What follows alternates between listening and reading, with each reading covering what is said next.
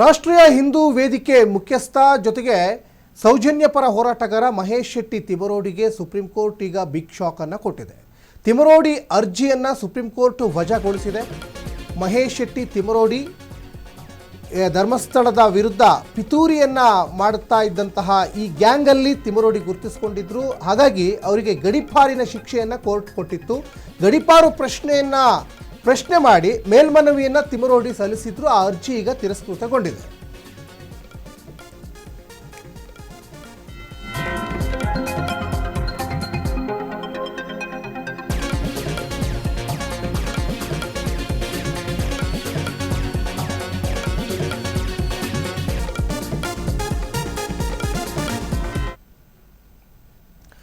Mahesh Shetty ತಿಮರೋಡಿಗೆ supreme court ಈಗ shock ಅನ್ನು ಕೊಟ್ಟಿದೆ. ಗಡೀಪಾರು ಮಾಡಿತ್ತು ಕೋರ್ಟು, ಅದನ್ನು ಪ್ರಶ್ನೆ ಮಾಡಿ ಅರ್ಜಿಯನ್ನು ಸಲ್ಲಿಕೆ ಮಾಡಿದ್ರು ಮಹೇಶ್ ಶೆಟ್ಟಿ ತಿಮರೋಡಿ. ಈಗ ಸುಪ್ರೀಂ ಕೋರ್ಟ್ ಅವರು ಸಲ್ಲಿಸಿದ ಅರ್ಜಿಯನ್ನು ತಿರಸ್ಕೃತ ಮಾಡಿದೆ. ಗಡೀಪಾರು ಪ್ರಶ್ನೆ ಮಾಡಿ ಮೇಲ್ಮನವಿಯನ್ನು ಏನು ತಿಮರೋಡಿ ಸಲ್ಲಿಸಿದ್ರಲ್ಲ ಮಹೇಶ್ ಶೆಟ್ಟಿ ತಿಮರೋಡಿ, ಅದನ್ನು ಈಗ ಸುಪ್ರೀಂ ಕೋರ್ಟ್ ತಿರಸ್ಕೃತ ಮಾಡಿದೆ. ಗಡೀಪಾರು ಆದೇಶಕ್ಕೆ ತಡೆ ನೀಡಲಿಕ್ಕೆ ಹೈಕೋರ್ಟ್ ಈಗ ಸೂಚನೆ ಕೊಟ್ಟಿದೆ. ಸುಪ್ರೀಂ ಕೋರ್ಟ್ನಲ್ಲಿ ಮಹೇಶ್ ತಿಮರೋಡಿಗೆ ಮತ್ತೆ ಹಿನ್ನಡೆಯಾಗಿದೆ. ಇನ್ನು ಮಹೇಶ್ ಶೆಟ್ಟಿ ತಿಮರೋಡಿ ಸೌಜನ್ಯ ಪರ ಹೋರಾಟಗಾರರಾಗಿ ಗುರುತಿಸ್ಕೊಳ್ತಾರೆ.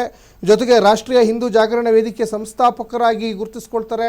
ಅವರ ಹೋರಾಟ ಇತ್ತೀಚಿನ ದಿನಗಳಲ್ಲಿ ಧರ್ಮಸ್ಥಳದ ವಿರುದ್ಧ ಒಂದಿಷ್ಟು ಷಡ್ಯಂತ್ರವನ್ನು ಹೂಡುವ ಜೊತೆಗೆ ಧರ್ಮಸ್ಥಳದಲ್ಲಿ ಮೂಳೆಗಳು ಪತ್ತೆ ಆಗ್ತಾ ಇದ್ದಾವೆ, ಅಸ್ಥಿಪಂಜರಗಳು ಪತ್ತೆ ಆಗ್ತಾ ಇದ್ದಾವೆ, ಜೊತೆಗೆ ಧರ್ಮಸ್ಥಳದಲ್ಲಿ ಒಂದಿಷ್ಟು ಬೇರೆ ಬೇರೆ ಒಂದು ಸನ್ನಿವೇಶಗಳು ನಡೀತಾ ಇದ್ದಾವೆ. ಈ ರೀತಿಯಾದಂತಹ ಒಂದಿಷ್ಟು ಹೇಳಿಕೆಗಳು, ಜೊತೆಗೆ ಅಲ್ಲಿ ವ್ಯವಸ್ಥಿತವಾಗಿ ಧರ್ಮಸ್ಥಳದ ವಿರುದ್ಧ ಷಡ್ಯಂತ್ರವನ್ನು ರೂಪಿಸುವ ಒಂದು ದೊಡ್ಡ ಗ್ಯಾಂಗ್ ಏನಿತ್ತಲ್ಲ, ಆ ಮಾಸ್ಕ್ ಮ್ಯಾನ್ ಚಿನ್ನಯ್ಯನನ್ನು ಮುಂದೆ ಬಿಟ್ಟು ಸೂತ್ರಧಾರರ ಆ ಒಂದು ಗ್ಯಾಂಗಲ್ಲಿ ಮಹೇಶ್ ಶೆಟ್ಟಿ ತಿಮರೋಡಿ ಕೂಡ ಒಬ್ಬರಾಗಿರ್ತಾರೆ.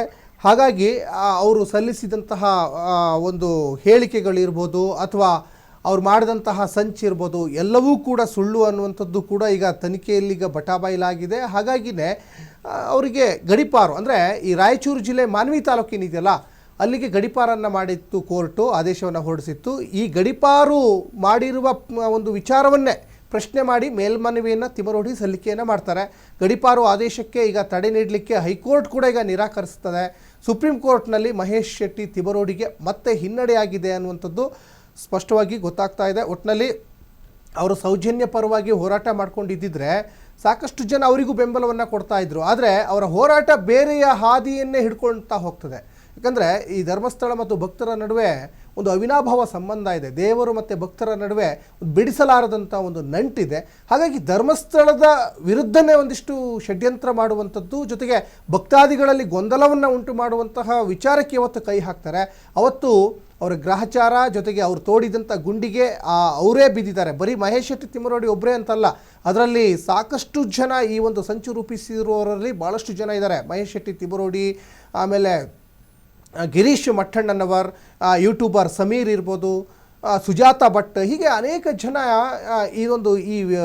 ಈ ವ್ಯವಸ್ಥಿತ ಪಿತೂರಿಯಲ್ಲಿ ಸೂತ್ರಧಾರರಾಗಿ ಗುರುತಿಸ್ಕೊಳ್ತಾರೆ. ಅದರಲ್ಲಿ ಮಾಸ್ಕ್ ಮ್ಯಾನ್ ಅಲಿಯಾಸ್ ಚಿನ್ನಯ್ಯ ಏನಿದ್ದಾನಲ್ಲ, ಆ ಚಿನ್ನಯ್ಯ ಇದರಲ್ಲಿ ಪಾತ್ರಧಾರಿ. ಅಂದರೆ ಬಲಿಕಾ ಬಕ್ರ, ಅವ್ರು ಹೆಂಗೆ ಹೇಳ್ತಾರೆ ಹಾಗೆ ಕೇಳ್ತಾ ಇದ್ದ. ಈಗ ಮಹೇಶ್ ಶೆಟ್ಟಿ ತಿಮರೋಡಿಗೆ ಗಡೀಪಾರಿನ ಶಿಕ್ಷೆಯನ್ನು ಈ ಹಿಂದೆನೂ ಕೂಡ ಕೋರ್ಟ್ ಆದೇಶವನ್ನು ಹೊರಡಿಸಿತ್ತು. ಅದನ್ನು ಪ್ರಶ್ನೆ ಮಾಡಿ ಅವರು ಸುಪ್ರೀಂ ಕೋರ್ಟ್ ಕದ ತಟ್ಟಿದ್ರು. ಸುಪ್ರೀಂ ಕೋರ್ಟ್ನಲ್ಲೂ ಕೂಡ ಅವರ ಅರ್ಜಿ ತಿರಸ್ಕೃತಗೊಂಡಿದೆ. ದಕ್ಷಿಣ ಕನ್ನಡ ಜಿಲ್ಲೆಯನ್ನು ಬಿಟ್ಟು, ಯಾಕಂದರೆ ಅವರು ಬೆಳ್ತಂಗಡಿ ಭಾಗದವರು ಮಹೇಶ್ ಶೆಟ್ಟಿ ತಿಮರೋಡಿ, ಅಲ್ಲಿಂದ ಈಗ ರಾಯಚೂರಿನ ಮಾನ್ವಿ ತಾಲೂಕಿಗೆ ಗಡೀಪಾರನ್ನು ಮಾಡಿದೆ. ಹಾಗಾಗಿ ಅವ್ರು ಕೋರ್ಟ್ ಏನು ಆದೇಶ ಕೊಡ್ತದೆ ಅದಕ್ಕೆ ತಲೆ ಬಾಗಲೇಬೇಕಾಗ್ತದೆ. ಕೋರ್ಟಿನ ಮುಂದೆ, ಕಾನೂನಿನ ಮುಂದೆ ಪ್ರತಿಯೊಬ್ಬರು ಕೂಡ ಈಕ್ವಲ್ ಅನ್ನುವಂಥದ್ದು ಪದೇ ಪದೇ ಸಾಬೀತಾಗ್ತಾನೆ ಇರ್ತದೆ ಬೇರೆ ಬೇರೆ ಪ್ರಕರಣಗಳಲ್ಲಿ. ಹಾಗಾಗಿ ಒಂದು ಕಡೆ ಈಗ ಸೌಜನ್ಯ ಸಾವನ್ನಪ್ಪಿದ್ದಾರೆ.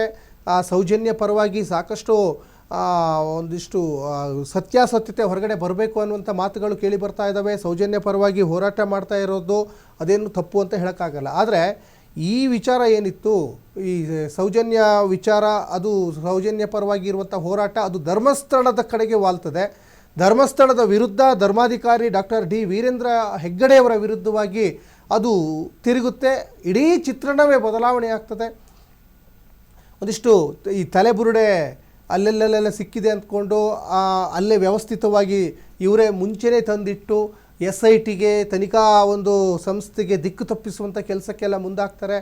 ಮತ್ತೊಂದು ಕಡೆ ಮಾಸ್ಕ್ ಮ್ಯಾನ್ ಅಲಿಯಾಸ್ ಚಿನ್ನಯ್ಯ ಇತ್ತೀಚೆಗೆ ಕೊಟ್ಟಂಥ ಒಂದಿಷ್ಟು ಸ್ಟೇಟ್ಮೆಂಟ್ಗಳು ಕೂಡ ಭಾಳ ಗಂಭೀರತೆಯನ್ನು ಕೂಡ ಪಡ್ಕೊಂಡಿದ್ವು. ಮತ್ತು ಪ್ರಕಾಶ್ ರೈ ಅವರ ಹೆಸರು ಕೇಳಿಬಂತು. ಕೇರಳದಿಂದ ಫಂಡ್ ಮಾಡಿದ್ದಾರೆ ಷಡ್ಯಂತ್ರ ರೂಪಿಸಲಿಕ್ಕೆ ಅನ್ನುವಂಥ ಮಾತುಗಳು ಕೇಳಿಬಂತು. ಒಟ್ಟಿನಲ್ಲಿ ಇದೊಂದು ದೊಡ್ಡ ಸಂಚು ಅನ್ನುವಂಥದ್ದು ಬಟಾಬೈಲಾಗಿ ಹೋಗ್ತಾ ಇದೆ. ಹಾಗಾಗಿ ಈ ಗಡೀಪಾರು ಶಿಕ್ಷೆಯಿಂದ ತಪ್ಪಿಸ್ಕೊಳ್ಳಲಿಕ್ಕೆ ಸಾಕಷ್ಟು ಪ್ರಯತ್ನಗಳನ್ನು ಮಹೇಶ್ ಶೆಟ್ಟಿ ತಿಮ್ಮರೋಡಿ ಎಷ್ಟೇ ಮಾಡಿದರೂ ಕೂಡ ಸುಪ್ರೀಂ ಕೋರ್ಟು ಈಗ ಅರ್ಜಿಯನ್ನು ತಿರಸ್ಕೃತ ಮಾಡಿದೆ. ಜೊತೆಗೆ ಹೈಕೋರ್ಟ್ನಲ್ಲೂ ಕೂಡ ಅರ್ಜಿ ತಿರಸ್ಕೃತಗೊಂಡಿದೆ.